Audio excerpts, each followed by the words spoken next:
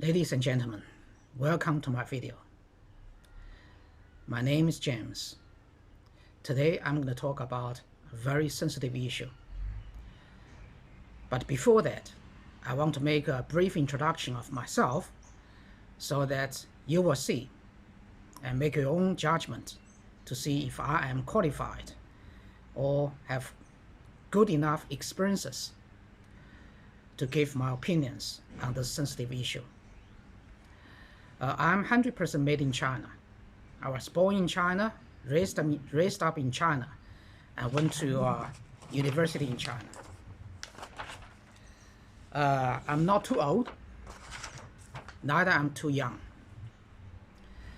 And I have experienced one life-changing event.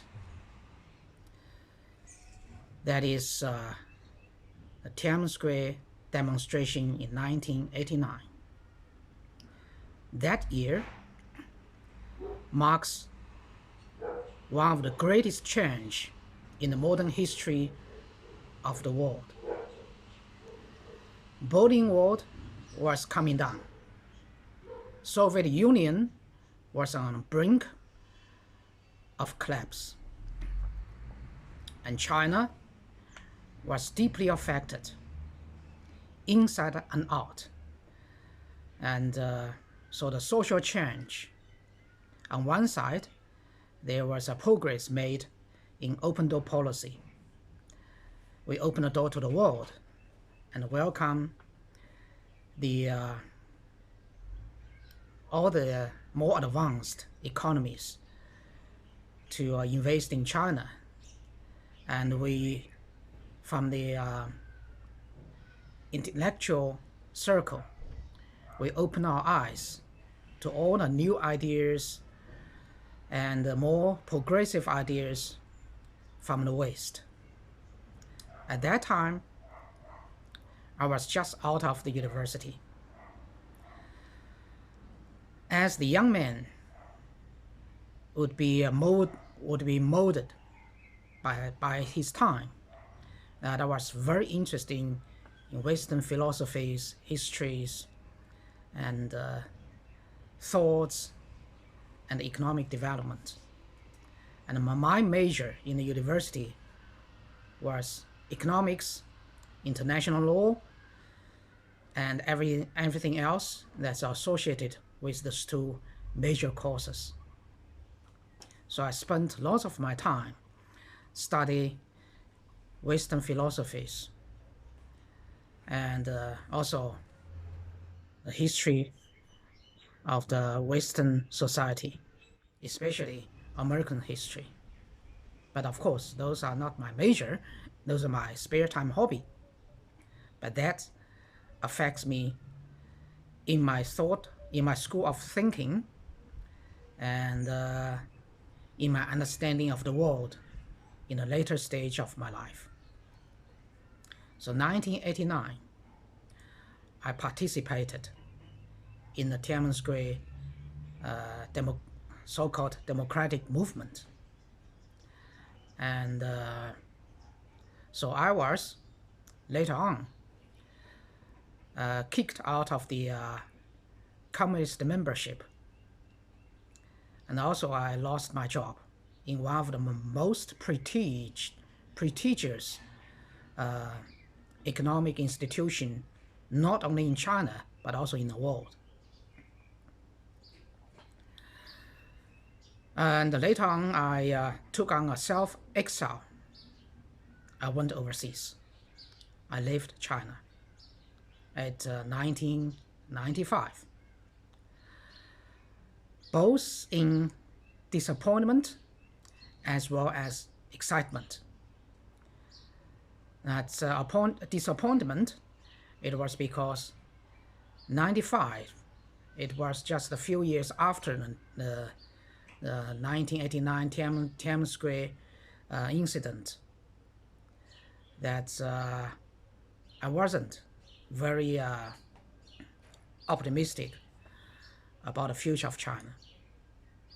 Excitement, I thought if I went to overseas, living in a so-called democratic system, then I am with, I was going to be with the progressive part of the world and studying and experiencing the democracies in the West, so I can further deepen my thought about how China should be in the future.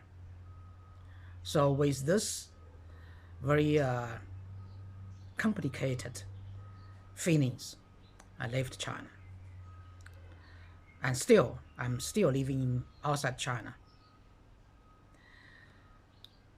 So as you can see, I not only studied the Western philosophies and history, and I got a very deep background of economics, because I studied major in the university as a student of economics, but after graduation, I also in the business as my trade.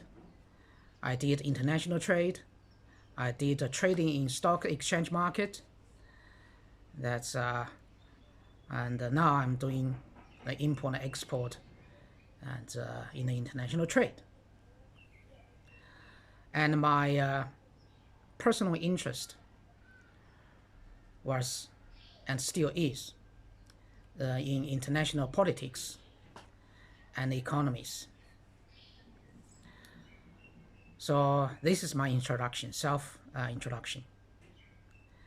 Now the topic I am going to talk about is very sensitive, and my point of view could be against the general grain of society, or against the majority of people that whose ideas could be different from mine. Before that, I will read a quote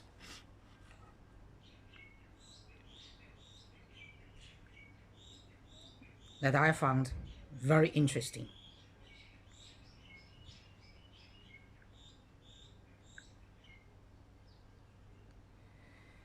It is a quote of Robert F. Kennedy, who made a speech in 1966. The following is the quote. "There is a Chinese curse which says, 'May he live in interesting times.' Like it or not, we live in interesting times. There are times of danger and uncertainty, but they are also the most creative of any time in the history of mankind." Unquote. This is from Robert Kennedy. Why I quote this? Because it is a very interesting time that we are living in. Year 2020, not only a beginning of the second decade of the millennium. In itself, we saw a lot of things have happened. We saw the continuation of the biggest two economies in the world that's in trade war and developing into financial war, technology war.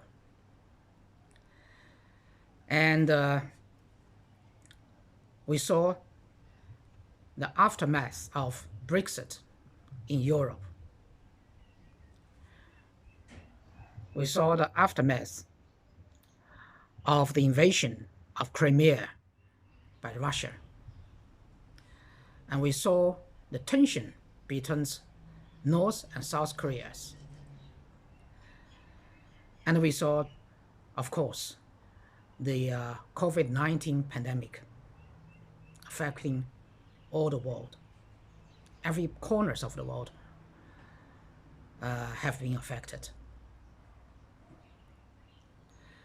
And now we saw again the blow-ups of police brutality and the killing of the George Floyd that caused the nationwide protest in the United States, which spread to most of the world, that's raised the issue of racial discrimination and the urge for progressive change in the US presidential election.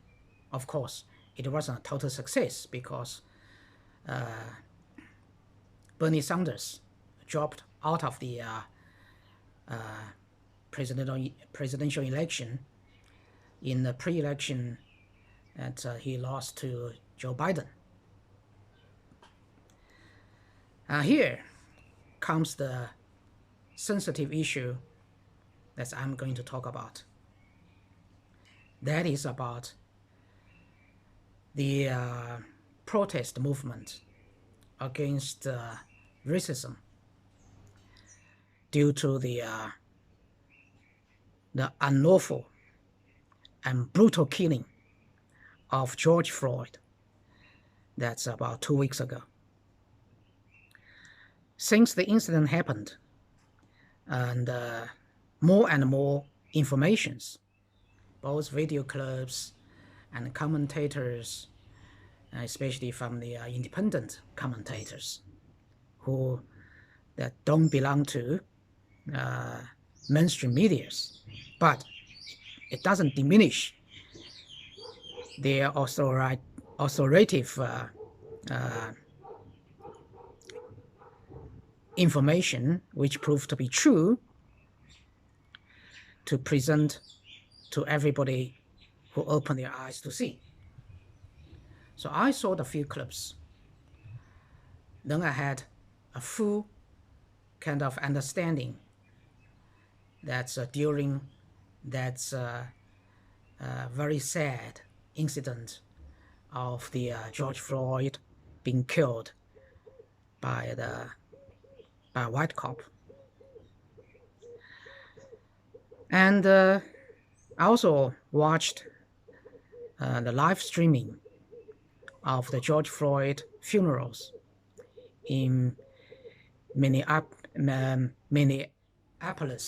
universities, and which attracted worldwide attention, and also the participation of many famous people or influential people, as well as the close families and friends of the deceased.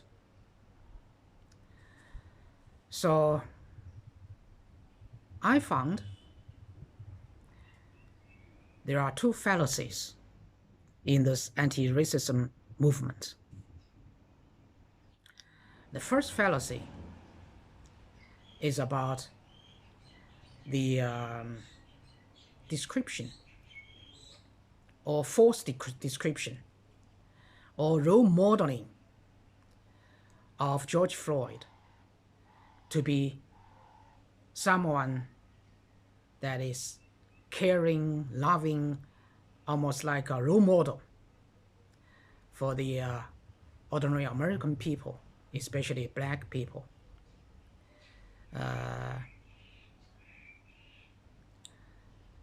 I know the brutal killing by the cop of Floyd is definitely despicable, is wrong, should be condemned. But any history-changing event, first and foremost, must be true. Must be true to itself, must be true to its followers. George Floyd's killing by itself is obvious. It's self-evident to everybody who can see that is wrong, that is illegal, that is brutal.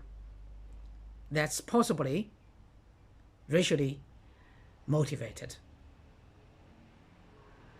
But to portray George Floyd as someone who is loving and caring, almost like a role model, as ordinary Americans, that's absolutely wrong, false, and misleading. George Floyd is a career criminal. He had so many imprisonment of his crimes in the past. He had been in the prison and out of prison so many times because of theft, because of a narcotic breach of the law, and because of armed robbery against a pregnant woman, breaking into her house and pointing a gun at her stomach while she was pregnant. And he was later on apprehended 2 years after this crime. And then he was imprisoned for 5 years and released around about 2014. So, and if my memory serves me right, that George Floyd had been imprisoned and out of prison altogether about six or seven times before he was killed. So George Floyd was far from the portrait made by the eulogy by the family members and relatives that who spoke about him on the TVs and in the medias. So you don't have to make make the brutal killing by the police and worse than it already is. If you base your seeking justice on a false claim, it will only put a black spot on your really just cause. That's the first fallacy. The second fallacy is even bigger than the false claims and false portraying of George Floyd of somebody almost like loving care person. Is the slogan, Black Lives Matters. Make no mistakes. To my personal point of view, Black life does matter. So does the white life, the Asian life, the brown life, or Hispanic life. Everybody's life matters. But the slogan that stressed the black, the skin color of a certain group of people, and their lives matters, that in itself is racially motivated. It is against the grain of the activity of asking for the elimination of racism. You cannot use one racism to be against the other kinds of racism. It is the same as the affirmative action in many other countries that of course, which have good intention to uplift, to correct the previously disadvantaged communities that of their suffering in the past by the other elements that's of the countries they lived in. For instance, in South Africa, the affirmative actions has put many of the other races, except the blacks, into disadvantage.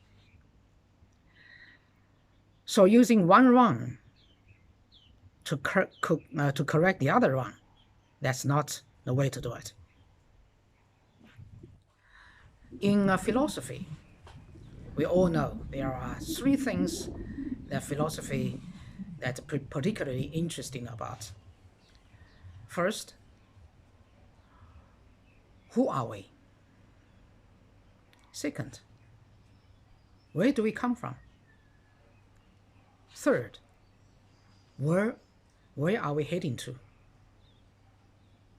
So these three questions is the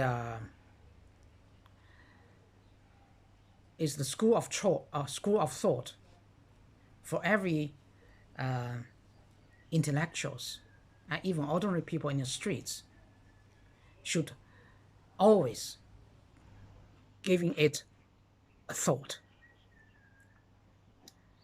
Don't think it is useless, because every time we come across with lots of difficulties and hardships in our lives, in our works, in governing a country, in promoting a movement, or in a debate, in everything we do, we have to find our standing ground. We have to find the angles that we see into matters. So we cannot say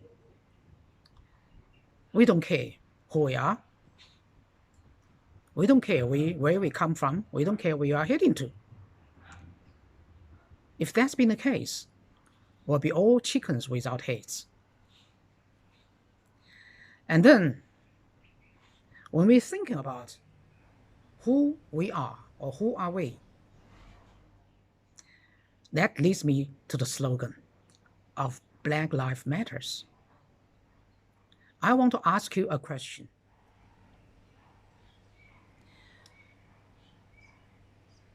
Who are you, Black people? Are you defined? Are you ID'd by the color of your skin, first and foremost? Or are you defined to be a human being, same like the whites, same like the Asians and Hispanics? Which one is the fundamental truth? I believe you are a common human being, just like me, like him, like her, like everybody else, who has got different colors of their skin. So when you put a trace of Black Lives Matters, you have condemned yourself into an exclusivity that against all the other people who have different color skin, who have different skin colors. Is that what you want? Is that justice that you are seeking? You use a different kind, a different time, different forms of racism against the other types. I think that is totally wrong.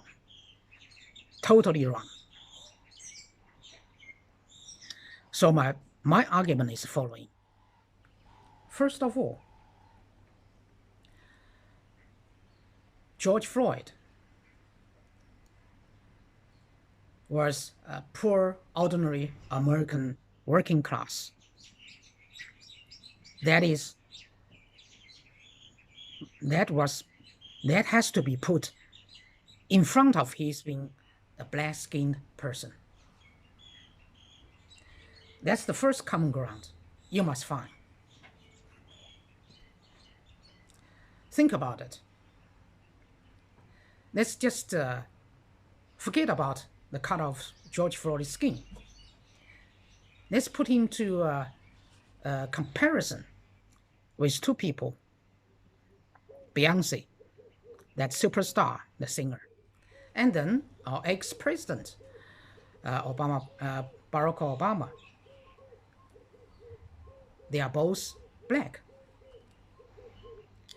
Can you imagine, in the same circumstances, that's, for instance, if both Beyonce and Obama were suspected of using fake money, or have a bag of drugs in a process session, would you expect they would be brutally assaulted and killed by the police? I don't think so. Because Beyonce is super rich. It's well-known, internationally well-known singers. Barack Obama was an ex-American president. Their status, their economic status, their political status, their every other status is far beyond the grade of George Floyd could ever dream of. Even the same situation happened to them. It would not be far-fetched to imagine somebody from high above will make a call to the cops on the spot, says, leave him alone, just fuck off. Right? Is that far-fetched? No, not at all. We've seen too much of this kind of things. Too many of this kind of things happened anywhere in the world. Why? Because George Floyd, Beyonce and Obama, three of them belongs to two different group of people or two different classes of people. Beyonce and Obama, rich and powerful. George Floyd, poor, insignificant. So I think there are so many reasons, so many things has to take into account to distinguish George Floyd and Beyonce and Obama, but one thing they are the same is their skin color, which means skin color itself is not a reason George Floyd is killed. Because as the statistics goes, last year, 19 innocent white people were killed by the cops against only 9 of innocent black people killed in police action. And plus, this George Floyd was not totally innocent. He was found a bag of suspected drugs in his possession, even though the mainstream media didn't show you the video clips. But I saw it. And also, he did use a suspected $20 American notes, which was found fake. So, as the circumstances goes, the real reason that George Floyd was killed, first of all, his identification is not with that of Beyonce and Obama. His identification, first and foremost, is aligned with he's a poor, ordinary American working class people. Second, he was suspected of committing a certain crime. That's the first. We must make no mistakes. So, the conclusion is, it is the class differences between George Floyd and Beyonce and Obama that makes the difference. Not because the color of his skin. Second, that I found recently, Beyonce come out that's pushing for justice for another black young lady was killed. Her name is Breonna Tyler or something. Let me just find out.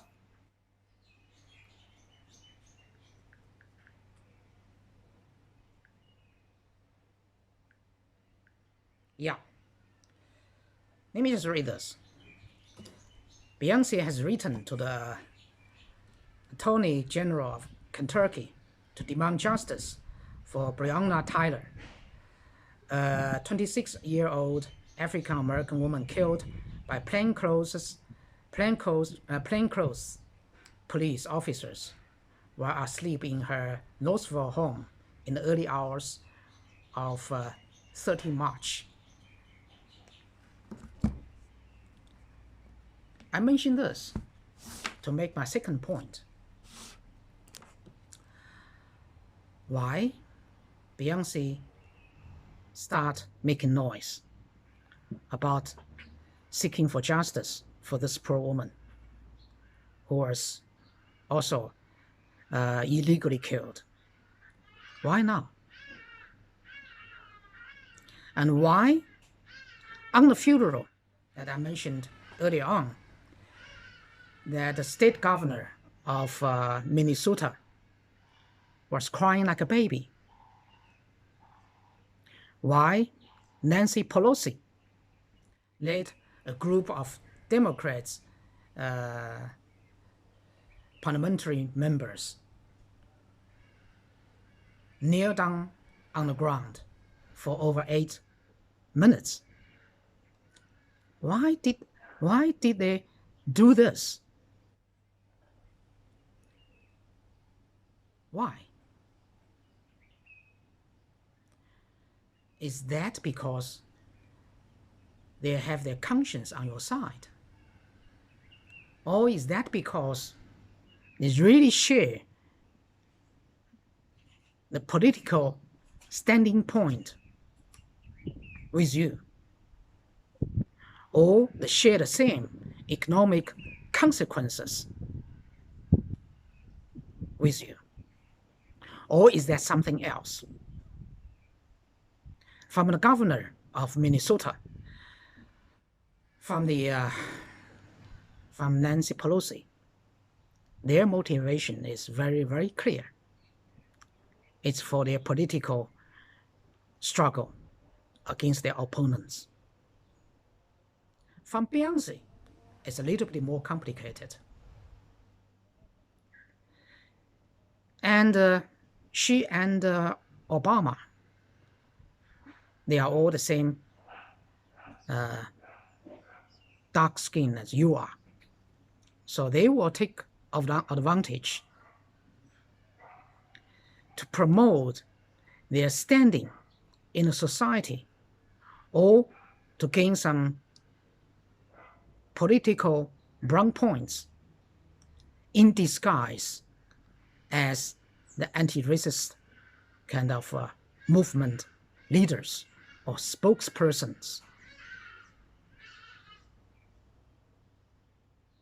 So, are you satisfied with people so rich and powerful to be your natural leader of the movement? I hope you are not. If you are, your movement will be, or maybe has already been, hijacked by those people very well privileged in the society already. Because they don't belong to you. They don't belong to the working class Americans. They belong to the ruling class. They are part of the members of the capitalist society. If you think Bill Gates is rich and powerful, if you think Donald Trump is rich and powerful, so are Beyonce and Obama. So my point is, the same as the first point, the George Floyd killing is not about race. Yes, a little bit, but fundamentally, it is not about race.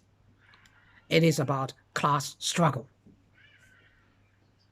Because the same poor and ordinary whites in the United States, innocent people, they were also killed. And even double the quantities than the same kind of people in the black community were killed last year. So if you stress the Black Lives Matters, you isolate yourself. You will not find comrades from the other races. And don't be fooled by the thousands or tens of thousands of people, amongst them a lot of white, Hispanic, Asian, or the other kind of people who join you on the streets demonstration. Don't be fooled by that. You can, if you can, just count it. Are those people from the other races with you? Are they representatives of the whole nation of the United States? I don't think so.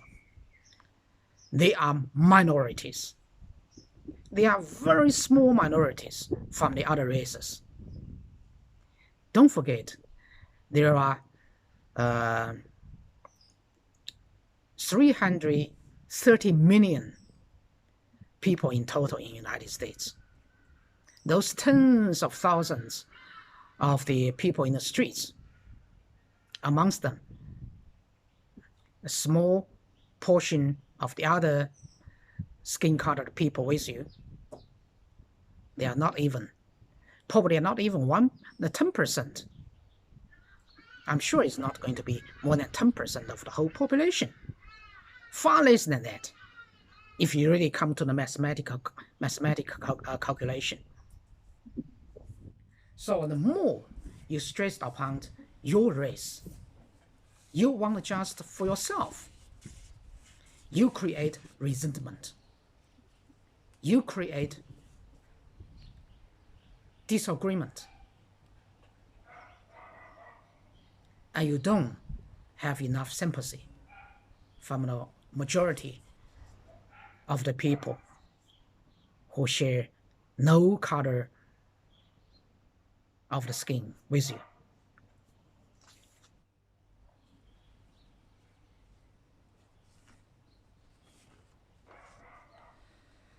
And you guys don't need people like Beyonce and Obama, because they are not you. Even though they share the same color of skin, the skin colors with you, but they don't belong to your class. What you need is Martin Luther King.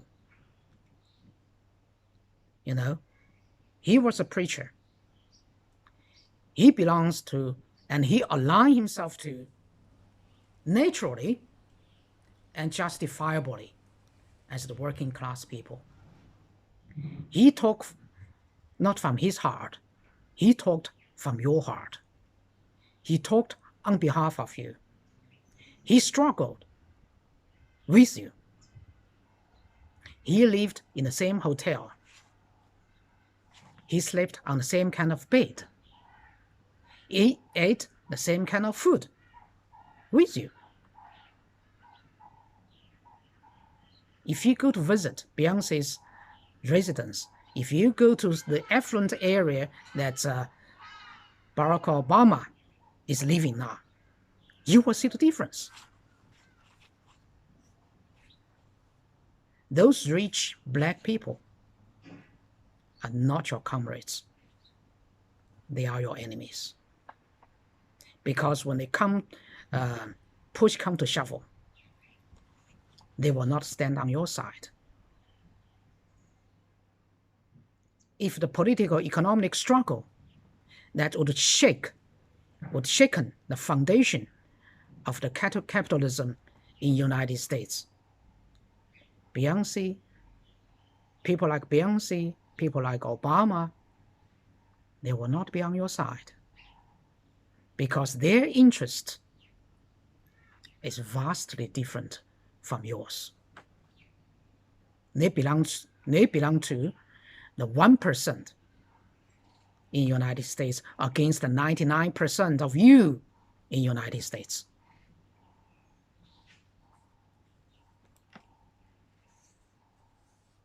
My third point, of course, still associated with the 2 points I previously mentioned. You guys must reach out to the other skin-colored people who are also poor or ordinary people, who are also struggling to make a living, who are also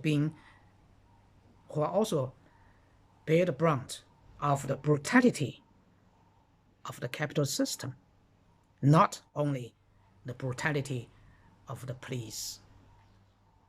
The brutality of the police is only the scratch of the surface. The real brutality lies in the system. The brutality of the cop killing is only a sideshow, or say, is the surface of the whole matter. It's a tip of the iceberg. The system is evil. So you must reach out to the other people to find a common ground, to find a common language, to talk to people who drive the same car, live in the same area as you are. Talk to them, unite them. And you guys are not against only the racism. You should first and foremost against the capitalist system. You must raise the flag of class struggle instead of race struggle. If you entering a class struggle movement, you will have the majority support of the nation. If you are shouting, sloganing of the Black Lives Matters, even though many other peoples will sing the praise for you, will second you, will write articles, will speak politically correct for you, but in the bottom of their heart, they would tell you, my life also matters. Especially those people who suffered from the violence, from the looting, from the killing of some of the protesters. I'm sure they will shout back at you, my life also matters.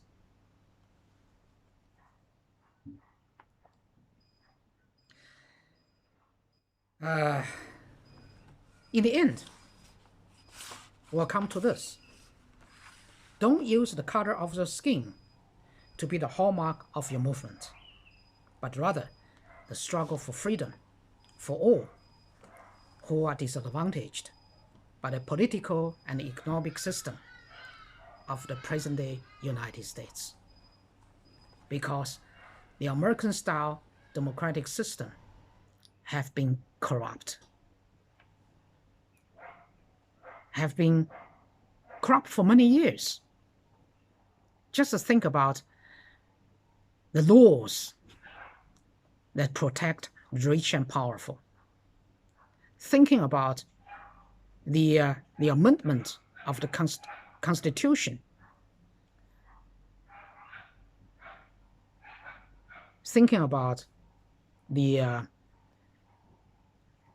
I think it's MPA or something, the non-disclosure or something, that kind of law that prevent that people who suffered from sexual harassment, rape in their, in their organizations, that once they got compensation or they reach a certain agreement with their how to say, with the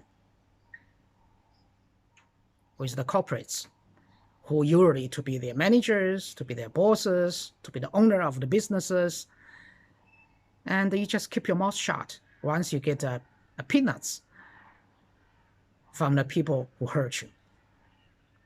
Thinking about a law that allows the unlimited donation to the president-elect, that's through the so-called election pact, American style of democratic system becomes the toy of the ruling class that puts you, ordinary people, always at the bottom of the food chain. Think about it. And here, I will tell you, you will not succeed if you don't have the majority on your side. If democracy means majority rules, you need the 99% of Americans, including those who are affiliated with even those, even those who are friends or families or associates that's affiliated with Derek Chauvin, who was the killer of George Floyd, because by the class divide, even Derek Chauvin, he doesn't belong to the rich and powerful people. The police is part of you. All the ordinary policemen that working in the most dangerous places and dangerous situations, they are part of the working class people. Derek Chauvin, he might be found guilty of brutal killings of George Floyd. But on essence, both George Floyd and Derek Chauvin are the same type of people, are same class people. But tragedy is, the capital system in the United States pitched people of different colors against each other. They pitched people with different kind of professions against each other. Pitched the people of different sex orientations against each other. It is the system, and you must target, not the people, especially not the same class people that you should hate. You should hate the system.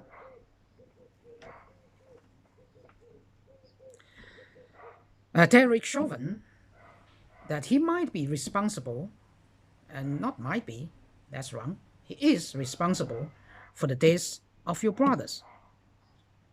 But in reality, he is also a victim to the system.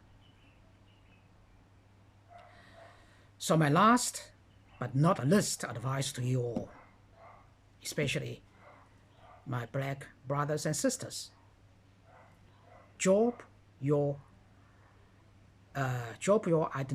identification as black-skinned people and embrace the proletarian class as a whole. You must shake hands, hold hands with all the other people with different color skins who belongs to the same working class people in the United States, and make the movement, not just for the justice of George Floyd, not for just the slogan of Black Lives Matters, you should searching for the justice for all the ordinary people, all the working class people against the 1% rich and powerful in United States. If you can successfully change the fundamentals of the present-day United States economic and political system, can you realize your dream of everybody to be equal and no racial discrimination? And this is my thought. And I hope you will find it useful. You will find at least it will stir up some thinking for you. And I wish you good luck. I wish you all stay alive. And hoping for your struggle will head into the correct direction and change the society and change the system of the United States. We are living in an interesting time. I want you to make this time even more interesting, more fruitful, bearing the right results. Thank you for attending my video, and I hope to talk to you next time around. Bye-bye.